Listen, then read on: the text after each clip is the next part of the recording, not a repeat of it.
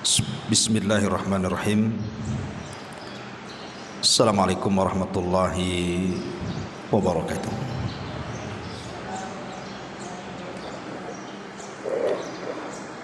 Alhamdulillah wassalatu wassalamu ala Rasulillah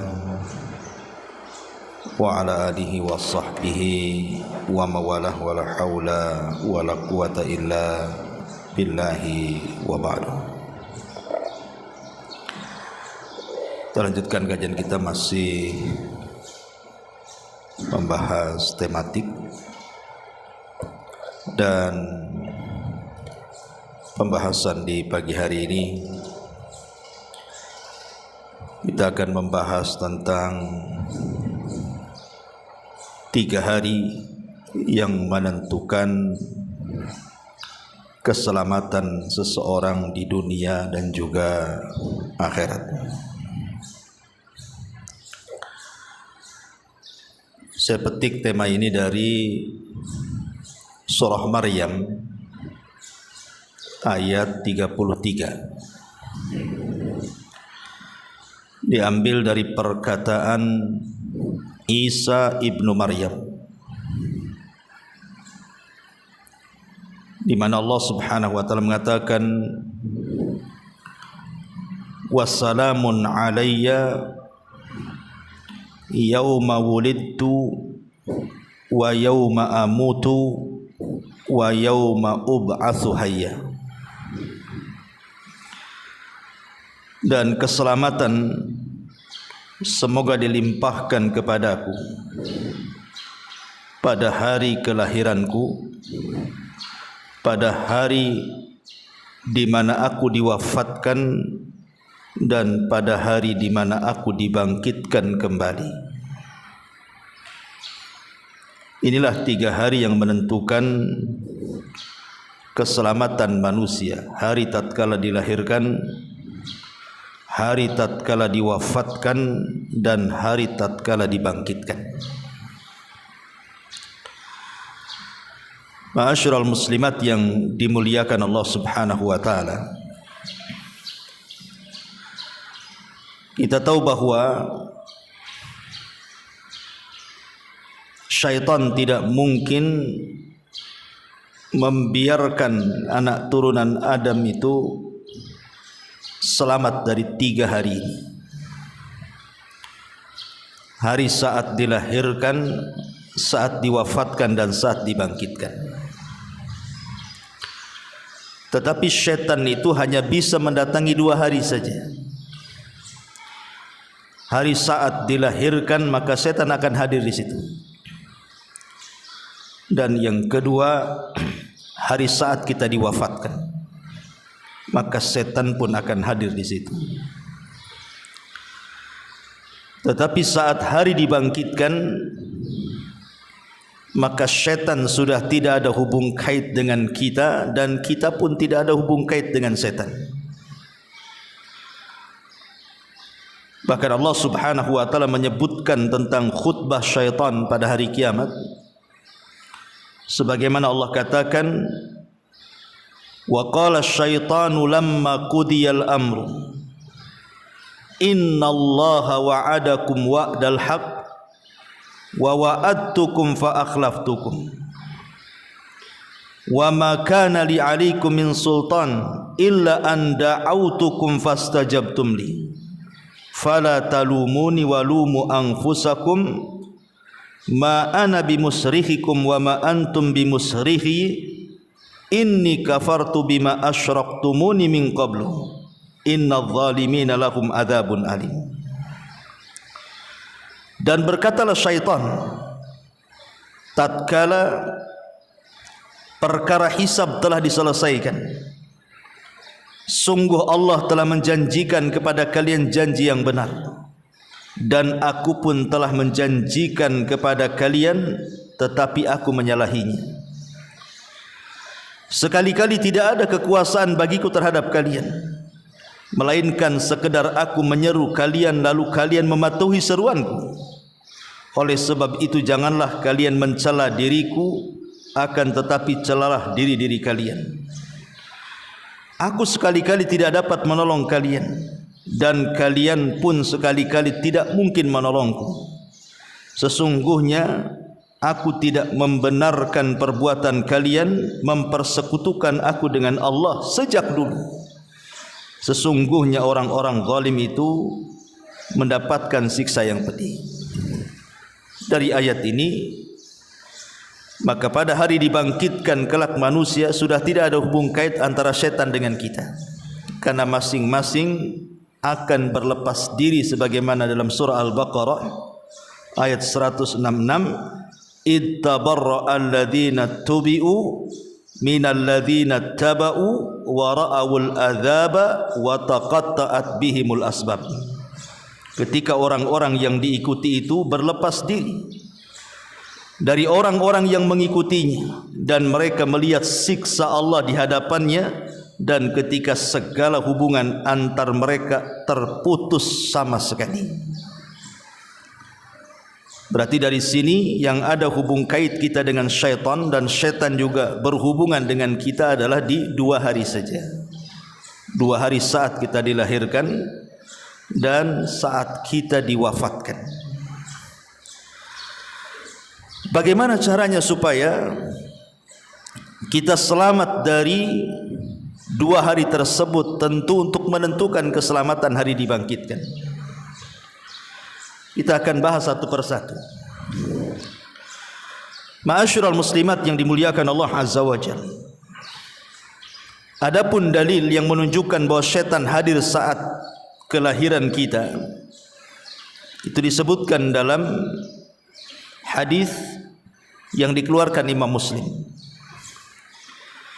Nabi SAW mengatakan, ma min mauludin yuladu illa nakhussuhu syaitan fayastahillu sarikhan min nakhsati syaitani illa ibna Maryam wa ummahu.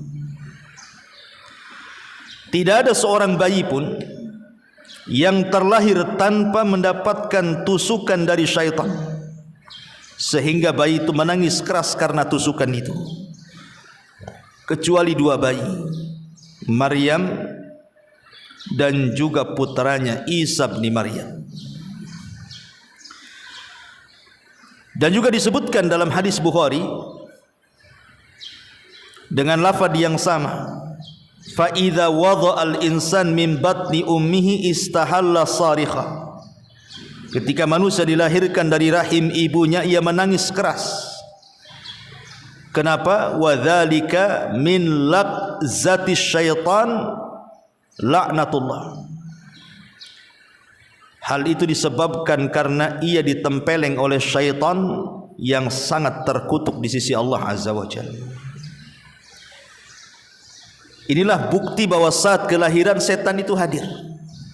Jadi setiap bayi yang dilahirkan kecuali Isa dan ibunya, itu setan sudah ada hadir di situ. Untuk apa? Dalam riwayat menempeleng dan dalam riwayat menusuk lambungnya. Tetapi tempelengan dan tusukan itu tidak memadaratkan secara kesehatan, tidak memadaratkan secara kesehatan. Tetapi itu simbol bahwa syaitan sudah mulai menabuh genderang perang saja, bahwa aku ini musuhmu. Maka disebutkan oleh para ulama, kenapa syaitan itu hadir saat kelahiran. Kita tahu Bu, di dalam surah atau dalam Al-Quranul Karim, surat yang ke-7 ayat 172, ketika Allah Subhanahu wa ta'ala melakukan perjanjian dengan kita di alam ruh. Apa perjanjiannya? Ada yang mengatakan saat Adam diturunkan dan juga Hawa, kemudian mereka berdua berada di padang Arafah.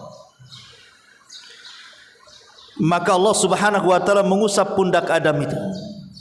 Maka dari pundak Adam inilah keluar seluruh ruh yang akan jadi turunan Adam. Kemudian Allah Subhanahu wa ta'ala mengumpulkan ruh-ruh itu. kemudian membuat perjanjian dan mengatakan alastu birabbikum, bukankah aku Rabb kalian? Maka semua ruh yang kelak akan jadi turunan Adam mengatakan qalu bala syahidna, ya kami menjadi saksi akan hal itu. Dari sini maka Nabi SAW mengatakan kullu maulud yuladu alal fitrah, setiap bayi yang dilahirkan itu terlahir fitrah, artinya beriman dengan tauhid. Makanya kalau seandainya ada bayi itu terlahir dan tidak dipengaruhi oleh pemahaman apapun, tumbuh begitu saja, maka bayi ini akan tumbuh besar beriman dan bertauhid karena terlahir fitrah. Masalahnya, kenapa kemudian bayi itu kemudian melenceng dari fitrahnya di sini? Maka ayat hadis selanjutnya mengatakan fa abawahu yuhawidanihi au yunassiranihi au yumajjisani. Lingkungan sekitarnya yang menjadikan dia beragama Nasrani. Boleh jadi mungkin kedua orang tuanya, boleh jadi mungkin saudara-saudaranya, boleh jadi mungkin lingkungan di sekitarnya. Akhirnya kemudian berpindah dari fitrah ke yang lainnya, sehingga dia menjadi Nasrani atau Yahudi atau Majusi.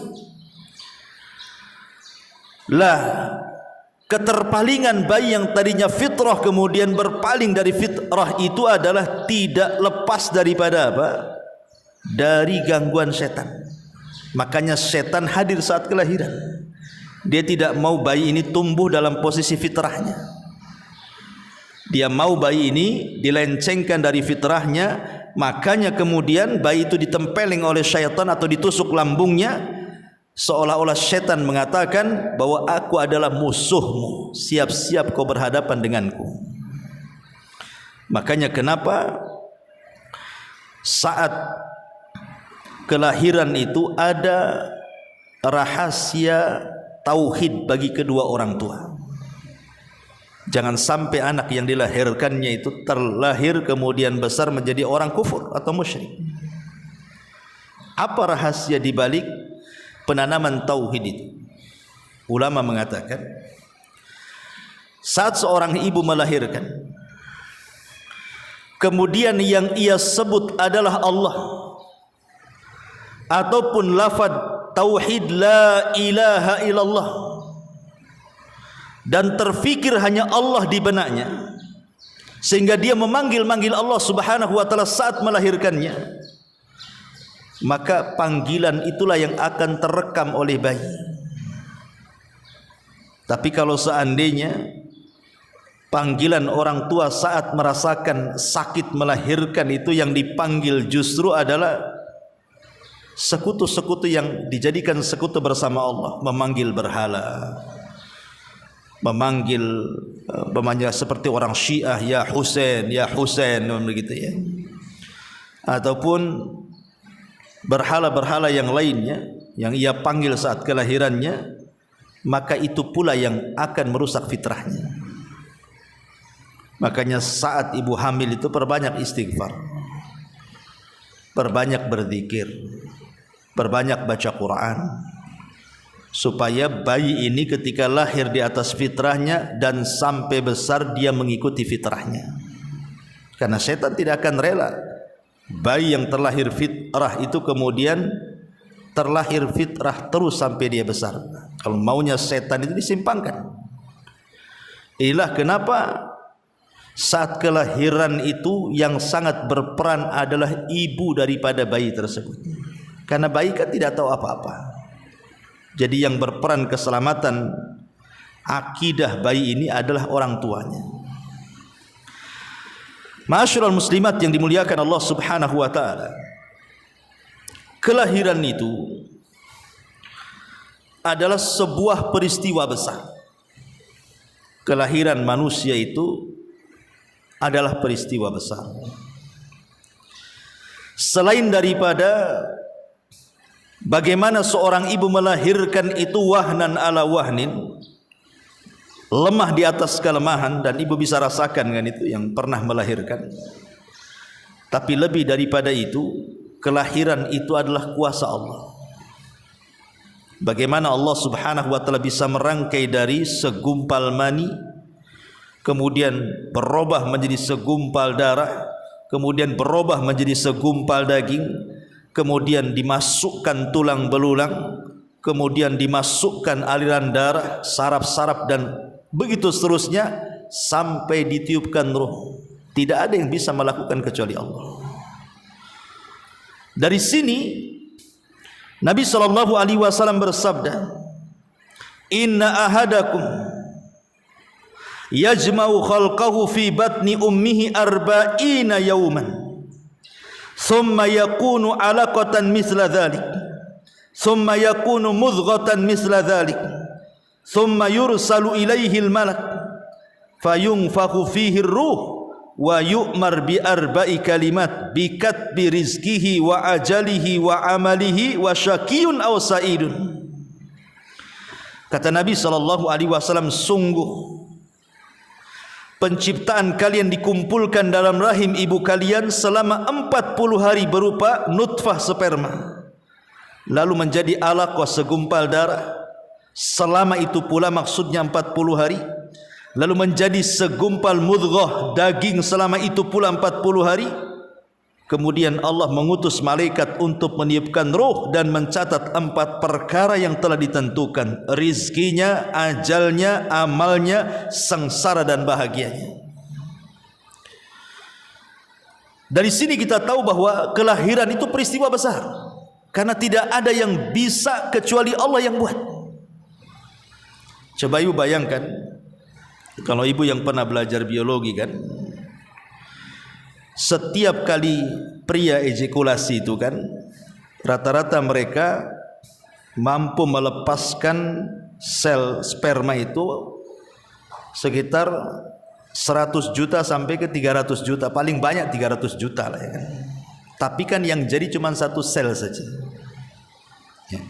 Ibu bayangkan, kalau seandainya 300 juta sel sperma itu jadi semua, kira-kira Batam ini muat nggak dari kelahiran satu orang?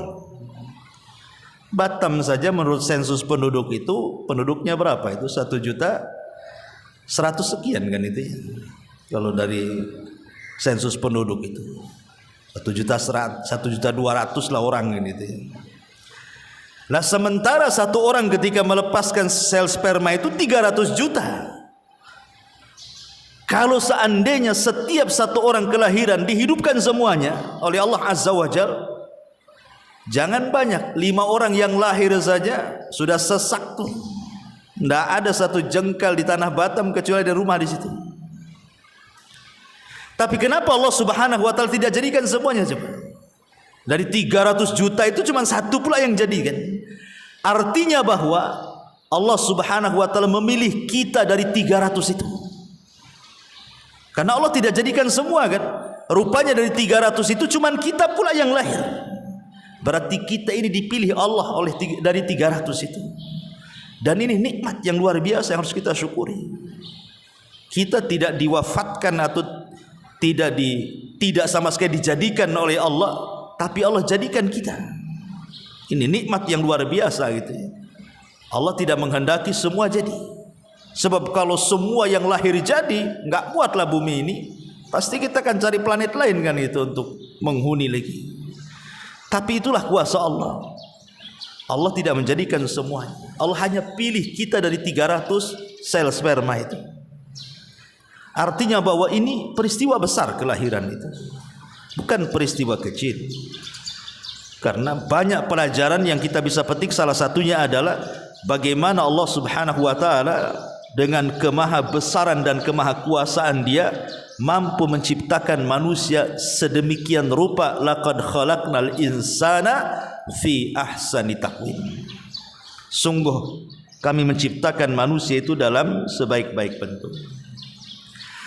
Ma'asyiral muslimat yang dimuliakan Allah Azza wa Jalla, keselamatan seorang bayi saat lahir itu bukan keselamatan fisik yang saya bicarakan, itu kan persoalan medis, itu dokter kembalinya kan. Tapi yang kita bicarakan kan soal akidah. soal keimanan dan ketakwaan kelak kalau bayi ini sudah besar. Lalu apa peran orang tua di sini? Yang paling mempengaruhi akan keselamatan bayi yang dilahirkan dari gangguan setan itu adalah dimulai dari mencari pasangan sebenarnya. Makanya kenapa Nabi SAW mengatakan tungkahul mar'atu li arba, wanita itu dinikahi karena 4 perkara. Begitu juga laki-laki dinikahi juga karena 4 perkara kan. Karena hartanya, kecantikannya, nasabnya dan agamanya. Tapi Nabi SAW mengatakan apa? Fadfar biddatid din taribat yadak. Ambil yang baik agamanya. Kenapa Nabi SAW memilih agama coba? Karena satu-satunya yang tidak akan punah dan hilang hanya agama. Harta bisa hilang, kecantikan, ketampanan juga bisa hilang dengan menaunnya waktu, ataupun nasab bisa saja dicederai. Tapi agama itu tidak mungkin. Dia mungkin hilang. Yang menghilangkan agama itu kan orangnya, tapi agamanya tidak mungkin hilang. Ya. Makanya Nabi SAW kemudian mengarahkan dari mulai mencari jodoh saja disuruh untuk memperbaiki agama dulu. Kemudian setelah betul-betul mendapatkan pasangan yang soleh dan soleha baru bicara aktivitas saat berhubungan. Di situ ada doa, minta kepada Allah Subhanahu wa taala agar keturunan kita menjadi keturunan yang saleh. Lihat para nabi. Nabi Ibrahim alaihi salatu wassalam lama tidak punya keturunan kan. Dia terus berdoa kepada Allah, Rabbi habli minas salihin. Ya Rabb, anugerahkan kepadaku keturunanku yang saleh. Lihat pula Zakaria. Dia mengatakan fahabli min ladunka waliyan yarithuni wa yarithu min ali Ya'qub waj'alhu rabbi radiyah.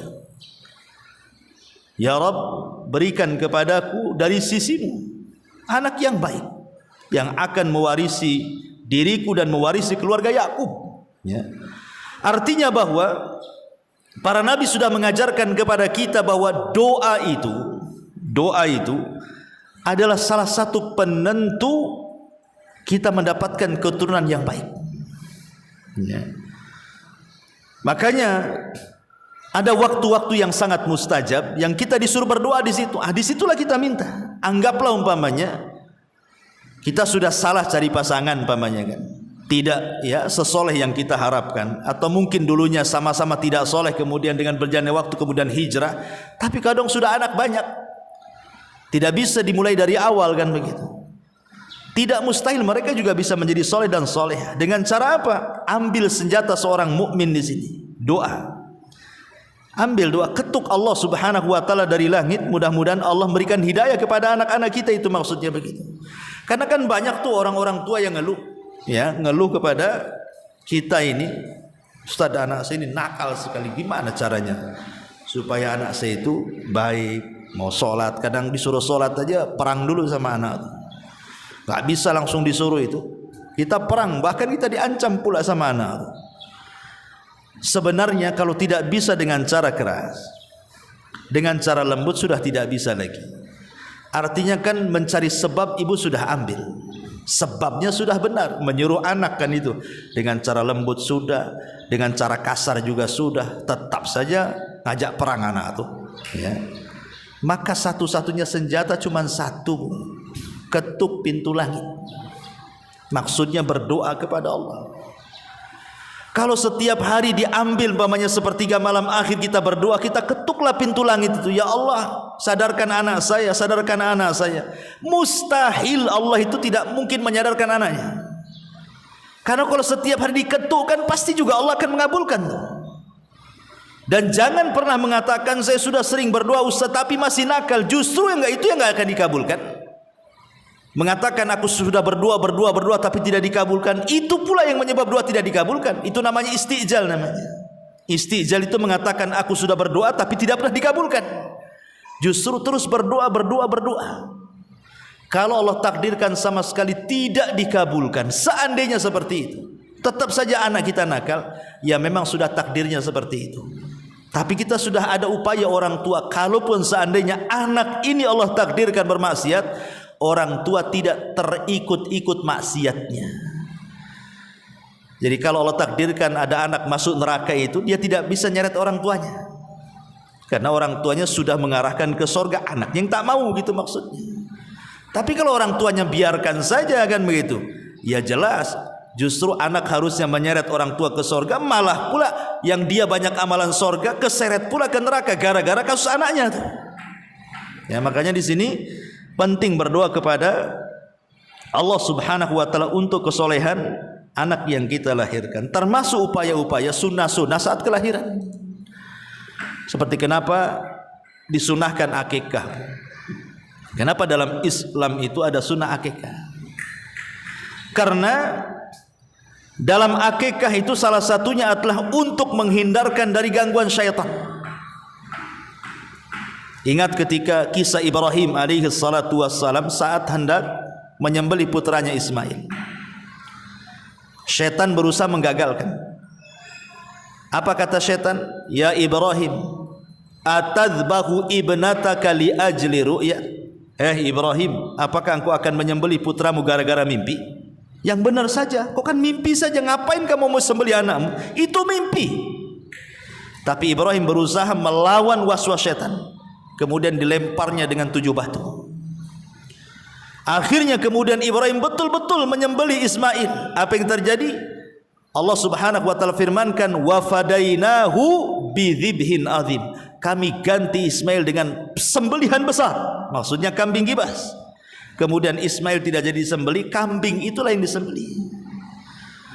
Artinya bahwa penyembelihan Ibrahim terhadap kambing itu setelah berhasil dari apa? Godaan syaitan tuh. Akhirnya dia menyembelih kambing dalam rangka mendekatkan diri kepada Allah. Jadi kalau ibu kemudian akikah kepada bayi dalam rangka lillahi ta'ala, maka itu salah satu menyelamatkan agama anak. Dan para ulama mengatakan di antara hikmahnya adalah untuk memperbaiki keyakinan agama dan ibadah anak kita kelak kalau sudah besar.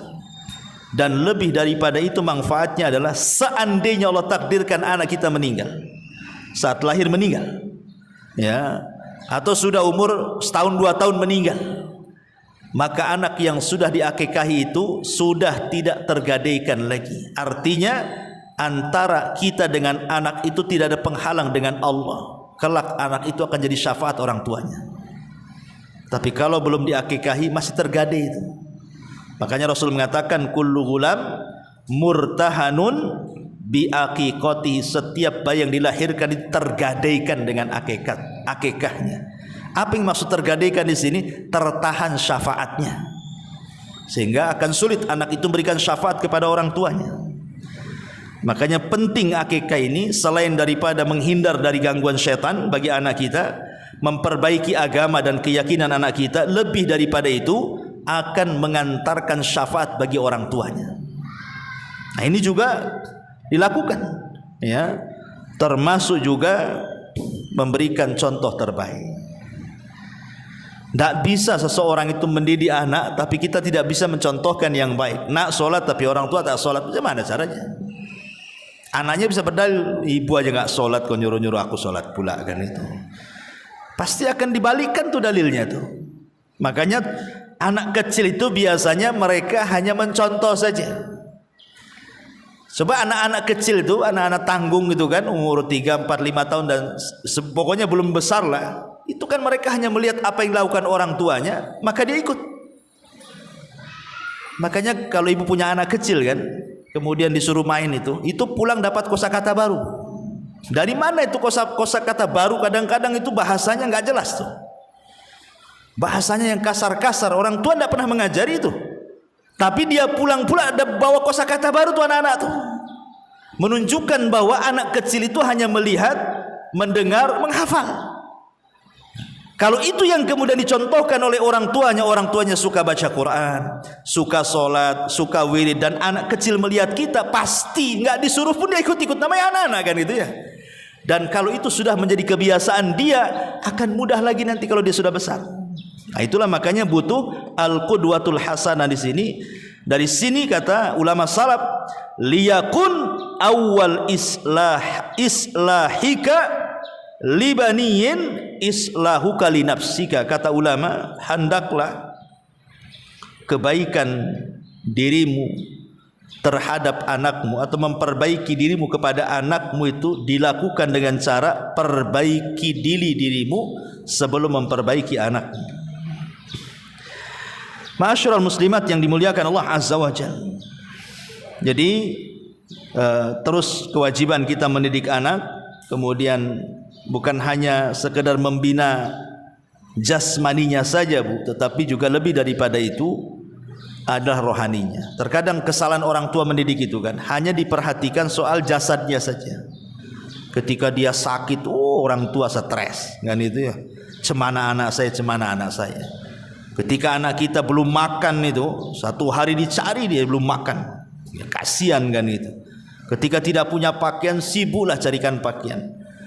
Ketika jatuh saja khawatirnya luar biasa. Hilang satu hari saja udah cemas luar biasa. Apa hanya sebatas itu kasih sayang orang tua memperhatikan jasad anak? Tidak. Lebih daripada itu, hendaklah rohaninya. Iman, takwa, akidah, itulah yang ditanamkan sejak kecil. Dan itu kita bisa dilihat dari kasusnya Luqmanul Hakim kepada putra-putranya. Apa nasihat disebutkan dalam surah Luqman itu? Allah mengatakan, ya bunayya la tusyrik billahi inna syirka la zulmun azim. Wahai anakku, janganlah sekutukan Allah dengan menyekutukan Allah, sesungguhnya kesyirikan itu adalah kezaliman yang sangat besar. Ini yang pertama, yauma wulid, pada hari dilahirkan. Kemudian yang kedua, setan akan hadir saat manusia diwafatkan. Ma'asyiral muslimat yang dimuliakan Allah Subhanahu wa taala.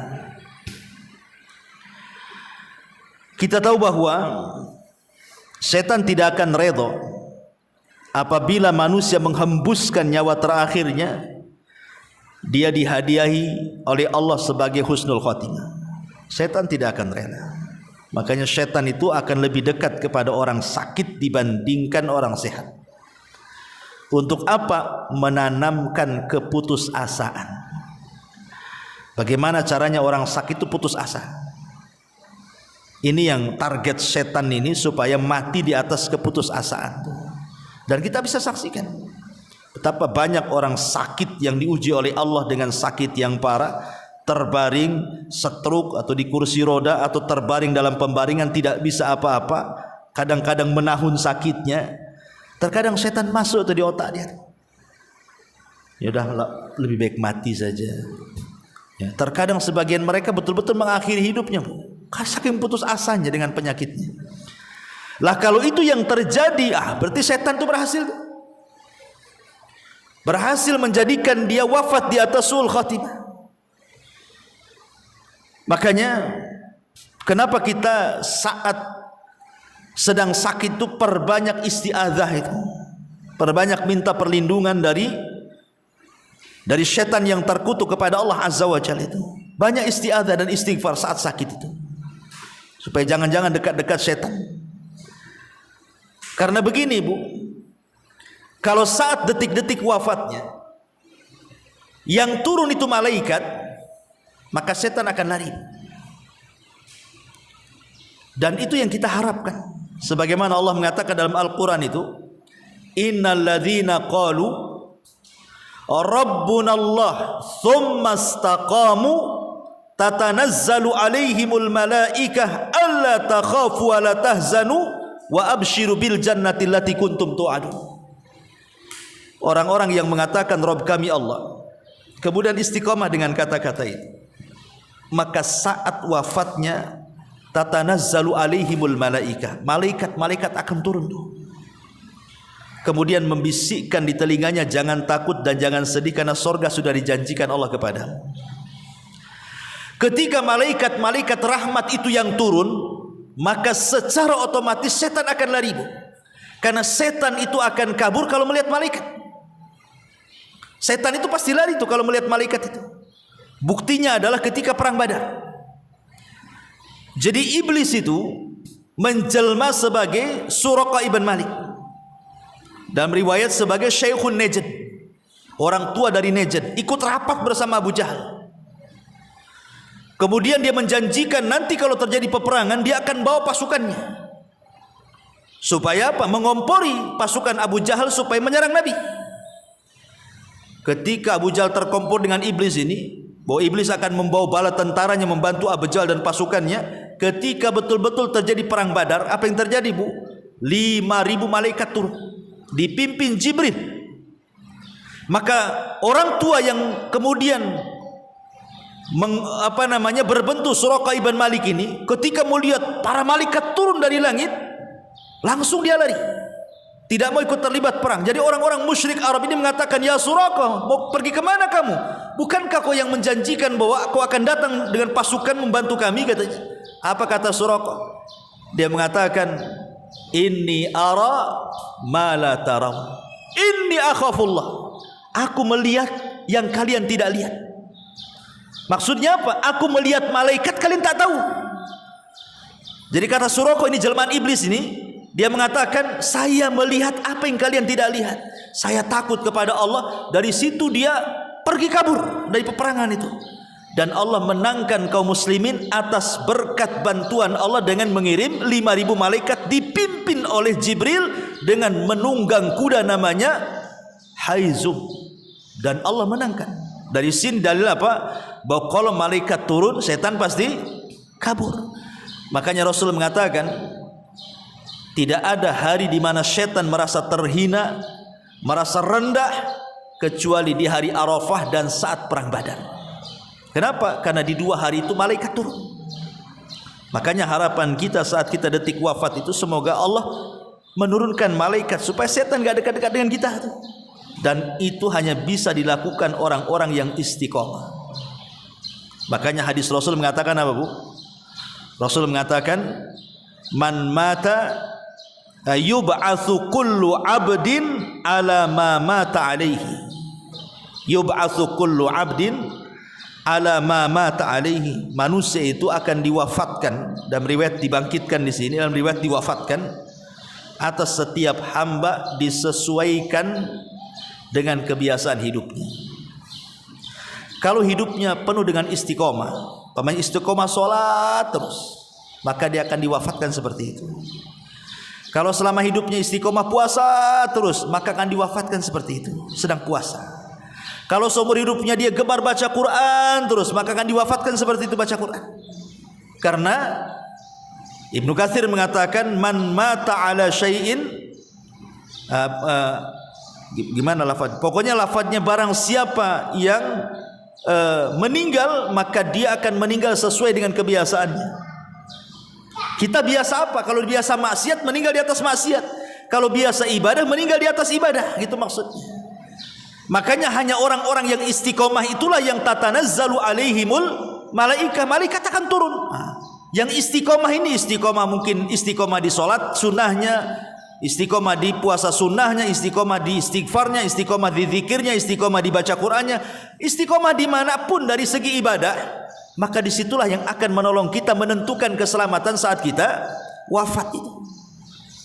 Karena kalau malaikat yang turun, setan pasti pergi, gak akan dekat-dekat kita. Tapi kalau sudah tidak istiqomah, lihat Allah mengatakan dalam Quran, dalam surah Asy-Syu'ara ayat 223, 221 sampai 223. Allah mengatakan apa? Hal unabbiukum ala man tanazzalu syayatin, tanazzalu ala kulli affakin athim. Maukah aku habarkan, kata Allah, setan-setan itu turun untuk siapa? Setan-setan turun itu kemana? Kepada siapa? Maka Allah jawab, tanazzalu ala kulli affak. Setan-setan itu turun kepada setiap orang yang suka banyak dusta, maksudnya para dukun dan tukang-tukang sihir. Kemudian athim, para pendosa, ahli maksiat, ya. Jadi setan itu akan turun kepada ahli maksiat. Jadi kalau seandainya setiap hari dia gemar bermaksiat, maka saat sakaratul maut yang turun bukan malaikat, setan tuh, ya. Setan itulah yang kemudian menjadikan dia suul khatimah. Tapi kalau dia istiqomah di atas ibadah, yang turun malaikat, setannya pergi. Nah, tinggal milih itu. Kita disuruh memilih setan yang turun saat sakaratul maut ataukah malaikat yang turun saat sakaratul maut. Kita tinggal milih. Kalau ingin istiqomah di atas ibadah, maka malaikat akan turun. Tapi kalau istiqomah di atas perbuatan dusta dan perbuatan dosa, maka Allah katakan tanazzalu ala kulli afakin athim. Maka setan akan turun kepada para pendusta dan juga para pendosa, ahli maksiat. Dari sini kalau kita melihat sejarah ulama-ulama salaf itu, mereka sangat takut luar biasa dengan su'ul khatimah. Sangat takut luar biasa.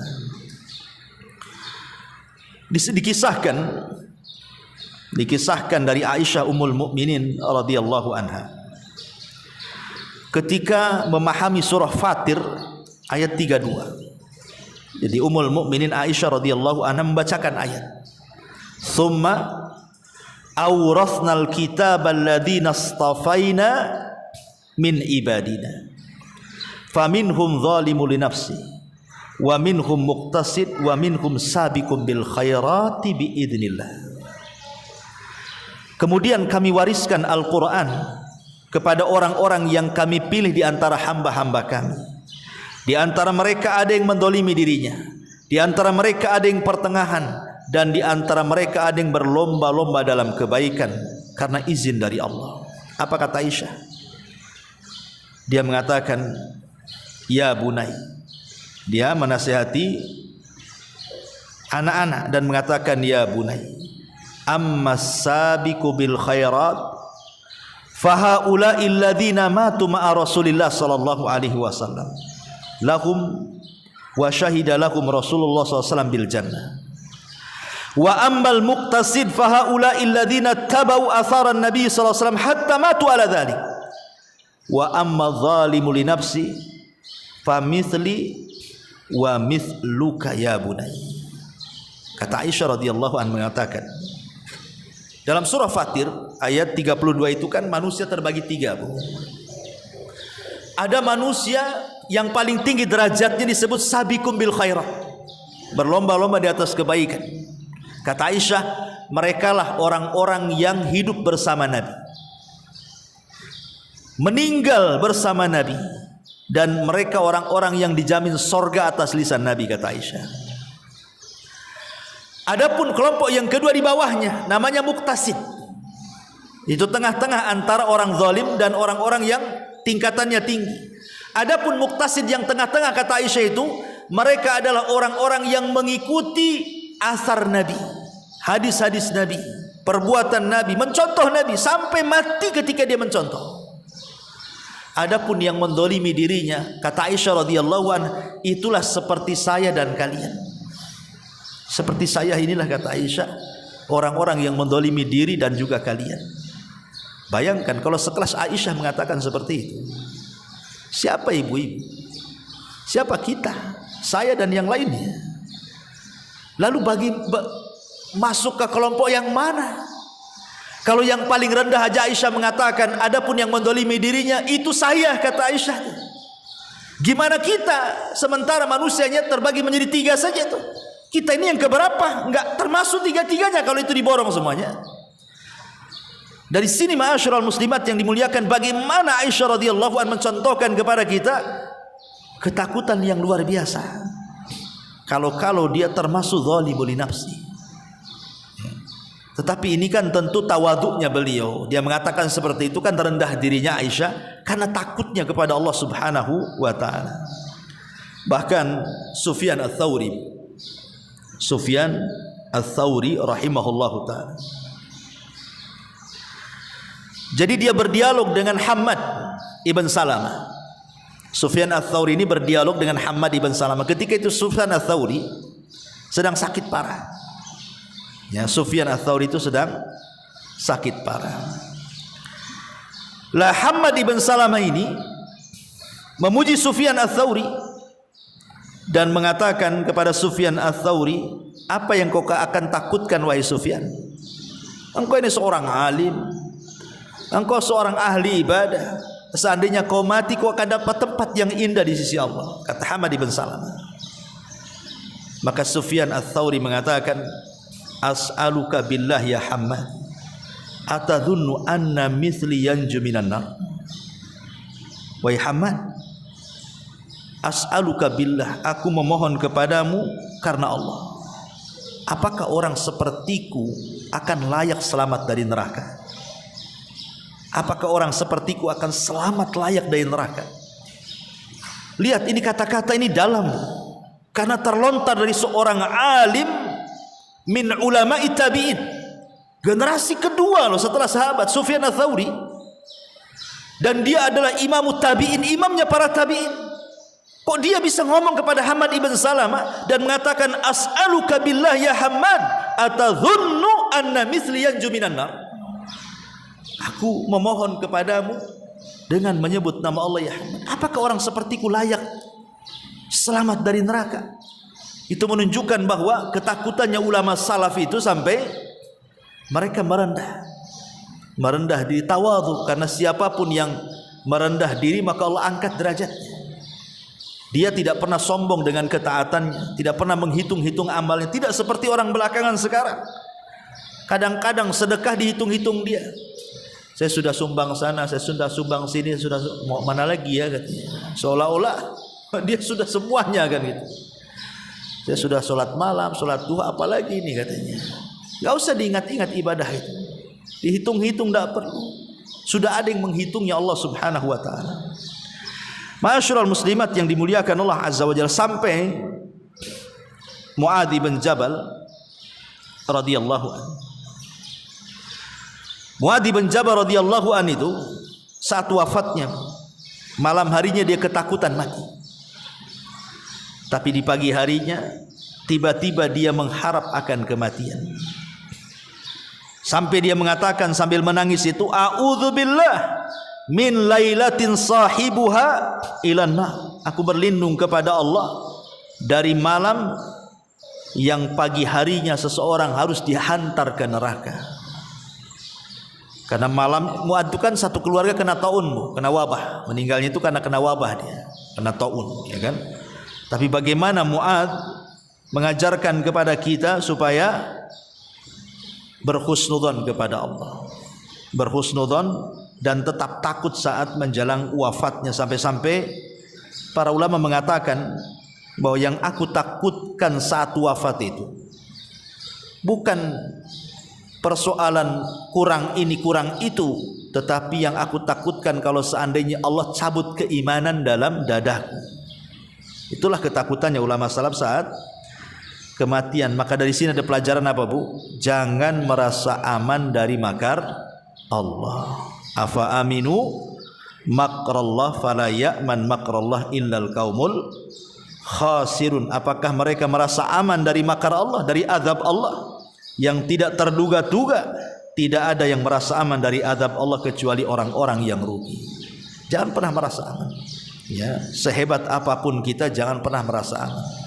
Walaupun kita sudah merasa ahli ibadah, malamnya ibadah, siangnya ibadah, hampir setiap detik kita ibadah, jangan pernah merasa aman dari azab Allah. Kenapa? Karena hati seseorang itu yang memegang Allah. Kapanpun Allah mau, Allah bisa sesatkan kita. Sebagaimana kapanpun Allah mau, Allah bisa berikan petunjuk kepada kita. Ingat sebuah hadis yang Rasul katakan, innal abda la ya'malu bi amali ahlil jannah. Ada seorang hamba itu setiap hari amalannya penduduk surga, Bu. Salat, puasa, zakat, macam-macam. Sampai surga dengan dia itu tinggal satu hasta lagi, tinggal dari sini. Jarak dia dengan surga tinggal segini. Tetapi apa yang terjadi? Di ujung hayat sebelum wafatnya, fa ya'malu bi amali ahlin nar. Tiba-tiba dia melakukan amalan penduduk neraka. Kemudian dia wafat dengan itu. Fayadkhuluha, maka dia pun masuk ke neraka. Padahal satu kehidupan dia gunakan untuk ibadah, Bu. Tapi di ujung hayat Allah takdirkan pula dia bermaksiat dan ditutup pula dengan kemaksiatan. Maka dari sini Nabi SAW mengatakan, innamal a'mal bil khawatim. Amal itu ditentukan akhirnya, bukan awalnya. Tetapi bagaimanapun akhir pun tetap yang menentukan awalnya. Supaya akhirnya baik pun ditentukan dengan dari awalnya juga. tapi yang menentukan semuanya bukan awal, bukan tengah, tapi akhirnya. Itulah kenapa Rasul mengatakan innamal a'mal bil khawatim. Amal itu ditentukan dengan akhirnya. Ma'asyiral muslimat yang dimuliakan Allah Subhanahu wa taala. Makanya lihat orang-orang yang Allah Subhanahu wa taala takdirkan dengan kematian baik, karena turunnya banyak malaikat kepadanya menghabar gembirakan kabar-kabar yang baik. Maka di antara mereka itu sebelum wafatnya terkadang mereka mengucapkan kalimat-kalimat baik. Seperti mengatakan as-sallan nas, apakah manusia sudah sholat? Seperti yang terjadi kepada siapa? Umar bin Khattab. Umar sebelum wafatnya tuh, ketika dia sadar, yang pertama diingat apa? Sholat. Dan mengatakan as-sallan nas, apakah manusia sudah sholat? Kata Umar. Maka orang-orang mengatakan sudah, wahai Amirul Mukminin. Kemudian Umar mengatakan la hadda fil Islam liman tarakas salat. Tidak ada bagian dalam Islam orang yang meninggalkan salat kemudian meninggal. Lihat, terkadang sebelum meninggal mengucapkan kalimat-kalimat indah kan itu. Ada sebagian yang lain mengucapkan kalimat la ilaha illallah kemudian meninggal. Ada sebagian lain membaca Al-Qur'an seperti kisah seorang syekh bercerita tentang anak muda yang gemar membaca Quran saja di mana-mana. Ya, mau di bus Quran, mau di pesawat Quran, mau di kereta api Quran, pokoknya dia tidak lepas daripada Quran. Satu hari kendaraan yang dikendarainya itu kecelakaan, ya, semua mati. Lah anak muda yang gemar membaca Quran ini sempat ketolong dan koma, dibawa ke rumah sakit. Ini syekh ini sampai bersaksi, demi Allah katanya, aku tidak pernah melihat anak muda yang saat wafatnya seindah dia katanya. Kemudian saya ini bercerita, kenapa wahai Syekh ditanya? Karena saat wafatnya, sebelum wafatnya, dia mengulang-ulang surah An-Najm. Wan najmi idza hawa ma dhalla sahibukum wa ma ghawa wa ma yantiqu anil hawa in huwa illa wahyun yuha. Kemudian dia meninggal. Di kalimat wa ma yantiqu anil hawa, tidaklah Muhammad itu mengucapkan dari hawa nafsunya. In huwa illa wahyun yuha, melainkan wahyu yang diwahyukan kepadanya. Maksudnya Quran. Dia meninggal dalam kalimat ini. Ya, jadi itulah kalau malaikat yang turun, macam-macam ekspresi orang meninggal. Itu ada yang tersenyum, ada yang kemudian penuh dengan keringat di dahi, dan itu ciri-ciri husnul khatimah. Dan begitu seterusnya. Tapi kalau setan yang turun, Bu, macam-macam juga tuh. Orang wafat tuh. Ada yang dikomakan gak mati-mati, tersiksa hidupnya. Ada yang kemudian nyerocos tidak jelas, ditalkin la ilaha illallah, malah mengatakan kafartu bima taqul, aku kufur dengan yang kau ucapkan. Ada juga yang mengatakan seperti itu. Seorang syekh bercerita, jadi ada anak muda sedang sakaratul maut, dia ahli maksiat anak muda ini. Ditalkin sama seorang alim, ya fulan qul la ilaha illallah. Wahai fulan, katakan la ilaha illallah. Apa kata dia? Kafartu bima taqul, aku kufur dengan kalimat itu katanya. Kemudian dia meninggal. Sampai seperti itu menolak kalimat itu. Padahal Bu, tidak ada satupun kalimat yang mampu diucapkan orang sedang sakaratul maut kecuali la ilaha illallah. Tidak ada. Sebutkan kalimat apa yang mudah diucapkan orang sakaratul maut kecuali kalimat la ilaha illallah. Hanya itu yang bisa diucapkan orang sedang sakaratul maut. Tapi betapa banyak orang yang tidak sanggup mengucapkannya, apalagi yang lain. Ya, kadang-kadang aneh nih, orang sedang sakaratul maut diajak ngobrol, Bu. Apa yang diajak ngobrol? Udah mau mati, ya, ditalkin dengan la ilaha illallah. Ya. Ma'asyiral muslimat yang dimuliakan Allah Azza, dan banyak lagi kisah-kisah para sahabat, ya, dan juga para tabi'in, bagaimana saat wafat mereka wafat di atas husnul khatimah. Artinya inilah hari kedua supaya kita selamat dari setan saat kematian, karena setan lebih dekat minta kepada Allah agar yang turun para malaikat, dan itu dengan cara beristiqomah di atas ibadah. Dan yang terakhir tentu wa yauma ub'atsu hayya, saat kita dibangkitkan. Dan keselamatan saat dibangkitkan itu ditentukan saat kita dilahirkan dan saat kita diwafatkan. Kalau saat kita dilahirkan betul-betul kita dididik oleh orang tua kita sampai kita dewasa, kemudian balik, kemudian amal kembali kepada kita, kemudian saat diwafatkan Allah takdirkan husnul khotimah, maka itu menentukan saat kita dibangkitkan. Kalau baik di dunia, maka dibangkitkan pun dengan cara baik. Karena ad-dunya mazra'atu lil akhirah. Dunia ini tempat bercocok tanam kehidupan kita di akhirat. Kalau kita menanam kebaikan, kita menuai kebaikan. Kalau kita tanam keburukan, kita pun akan menuai keburukan. Wa man ya'mal mithqala dzarratin khairan yarah wa man ya'mal mithqala dzarratin syarran yarah. Wallahu a'lam bissawab. Saya kira ini Bu untuk tema. Karena kalau kita habiskan nanti ada tanya jawab waktunya. Taib, kita buka tanya jawab, mungkin 1-2 pertanyaan silakan.